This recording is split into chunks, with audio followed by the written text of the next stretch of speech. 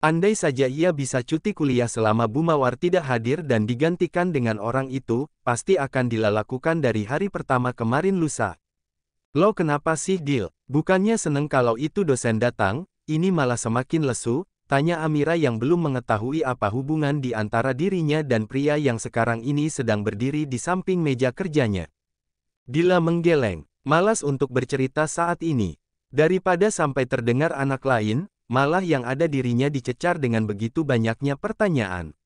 Hal yang paling malas Dila jelaskan. Meskipun Dila tidak masalah sama sekali jika orang lain mengetahui dirinya sudah tidak lagi virgin, atau sedang mengandung di luar nikah. Toh, banyak cewek zaman sekarang yang seperti itu.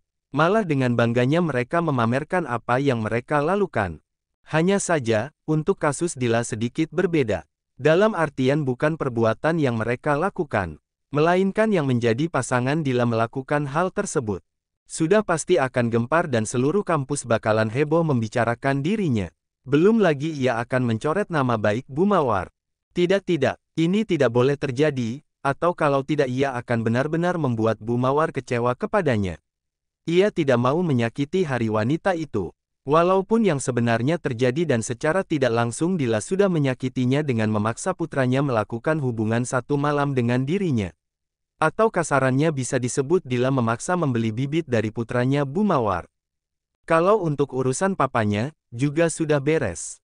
Dila sudah mengatakannya semalam, asal jangan tahu siapa orangnya saja. Walaupun itu sulit Dila halangi. Sebab papanya akan melakukan berbagai cara, untuk mengetahui siapa yang sudah menghamili dirinya. Walaupun belum pasti hamil sih. Sementara Dila yang begitu malas mengikuti kelas dosen pengganti yang sekarang berdiri di depan dan siap membagikan kertas ulangan, sungguh berbeda dengan apa yang dosen itu rasakan. Sekarang ini Kendra selalu menanti pagi hari itu datang lebih cepat. Dan kalau bisa, pagi itu waktunya diperlama. Agar dirinya bisa puas menatap calon masa depannya yang duduk paling ujung.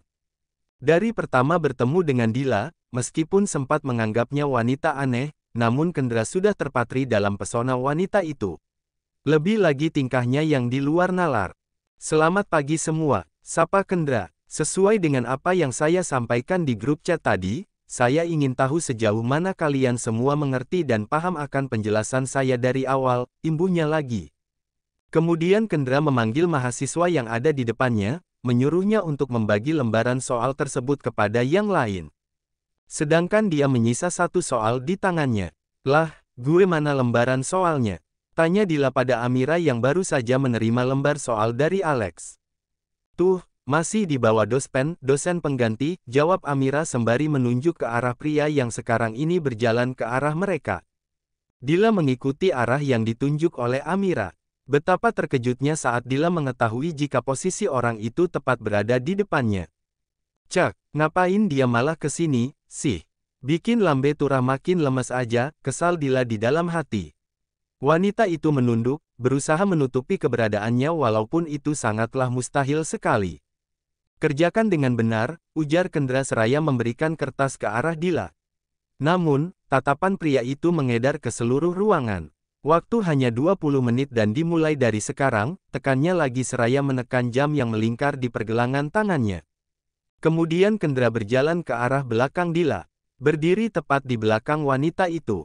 Tentu saja, membuat Dila semakin merasa kurang nyaman. Beruntung juga Alex pindah di tempatnya tadi. Sehingga kini ia duduk di kursi paling belakang. Siao, umpat Dila di dalam hati. Ingin rasanya dirinya mengumpat keras-keras dan menonjok pria yang kini tangannya menyentuh punggungnya. Mengusap dengan gerakan memutar lembut di sana. Membuat Dila tidak bisa konsentrasi dengan apa yang ada di lembar soal tersebut. Sementara Kendra menahan tawa, dikala melihat Dila menggenggam bolpennya dengan begitu erat. Ia tahu apa yang Dila rasakan saat ini. Kita lihat saja, sampai mana kamu bertahan, Dila, gumam Kendra dalam hati. Pria itu tetap menggerakkan tangannya begitu nakal di sana. Bahkan sesekali menarik sebuah tali yang ada di atas pinggang Dila. Benar-benar mencuri kesempitan di dalam kesempatan yang ada. Dila begitu geram dengan sikap Kendra yang berdiri di belakangnya ini. Bisa-bisanya dia bersikap seperti ini kepada dirinya. Bahkan di saat berada di dalam kelas seperti sekarang ini. Ini sudah masuk dalam kategori pelecehan, batin Dila menjerit. Ingin sekali menamparnya sekarang juga. Tidak tahan lagi dengan apa yang dilakukan oleh Kendra tersebut, Dila pun menuliskan sebuah kalimat di kertas kosong buku miliknya, lalu menggesernya ke bawah. Berharap Kendra melihat dan membaca. Sesuai perhitungan Dila, Kendra melihat dan hanya membacanya saja. Pria itu tetap terus menaruh tangannya di sana. Bahkan lebih parahnya lagi, kini menjalar ke bawah. Waktu kurang 10 menit lagi, ujar Kendra dengan suara yang cukup keras. Membuat suasana di kelas pun menjadi gaduh. Pun Dila bisa merasa tenang.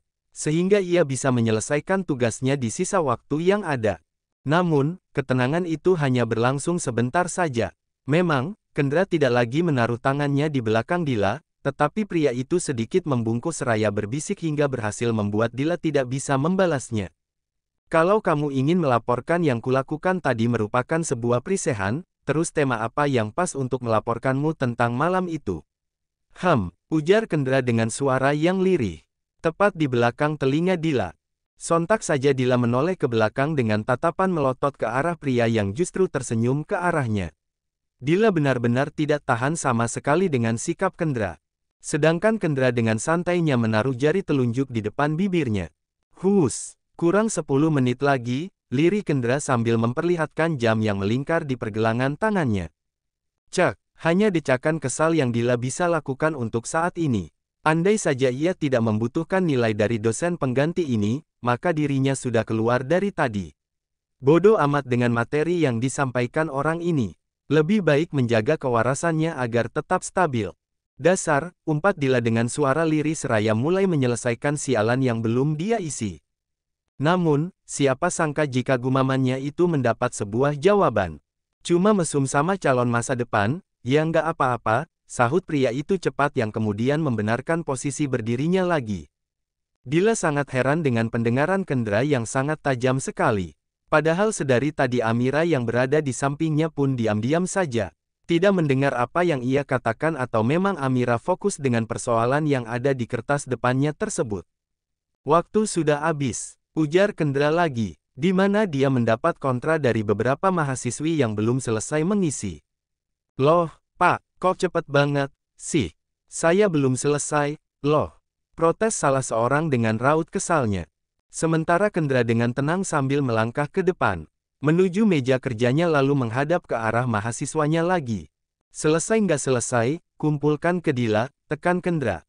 Lalu pria itu menatap ke arah nama orang yang dia sebut barusan. Bawa ke ruangan saya 5 menit lagi, perintah Kendra menatap intens ke arah Dila. Tentu, hal itu dimanfaatkan oleh merek Ayang Boom selesai mengisi setelah dosen pengganti yang mulanya mereka pikir begitu santai, tetapi ternyata benar-benar mampu membunuh mereka dalam sekejap. Gila bener itu dospen. Bisa sesak napas gue, ujar Amira seraya mengibaskan tangannya di depan wajah. Iya, Mir, dari tadi dia berdiri di belakang mulu. Jadi nggak bisa minta contekan ke Ayang Dildil, sahut Alex yang memang lemes banget kalau bicara. Jangankan lo, Lex, gue aja nggak berani lirik kertas jawaban milik Dila, timpal Amira. Mereka berdua begitu heboh.